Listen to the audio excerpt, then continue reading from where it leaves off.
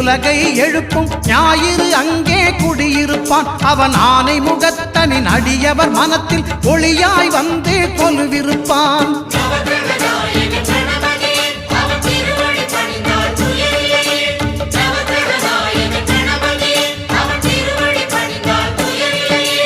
ஒன்பது கோளும் ஒன்றாய் காண அங்கு கற்பகம் என்னும் கடவுளின் மெய்யில்